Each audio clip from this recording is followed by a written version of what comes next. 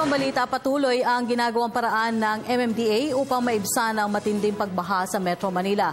Kabilang na dito ay ang pagsasaayos at pagpapabuti ng kondisyon ng kanilang mga pumping station at pagresolba sa problema sa basura. Si Dina Pagibitan sa report. Kasunod na bagyong dumaan sa bansa nitong mga nakalipas na linggo, mga basura pa rin ang itinuturong dahilan ng pagbaha sa ilang bahagi ng Metro Manila. Ang mga pumping station kabilang sana sa nakikitang solusyon ng Metropolitan Manila Development Authority para maibsan ang bahang nararanasan sa bansa tuwing umuulan. Pero pahirapan ang pagbomba sa tubig dahil sa tambak na basura.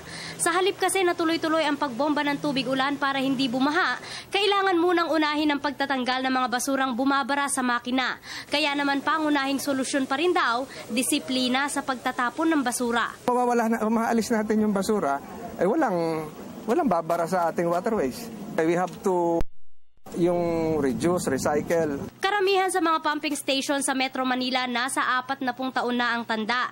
Kaya naman sumasailalim ngayon ang 12 pumping station sa rehabilitasyon.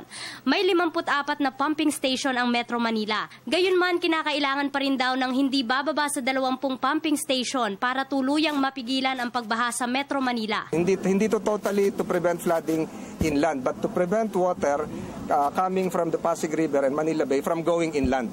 Para sa Telebisyon ng Bayan, ako si Dina Pagibitan.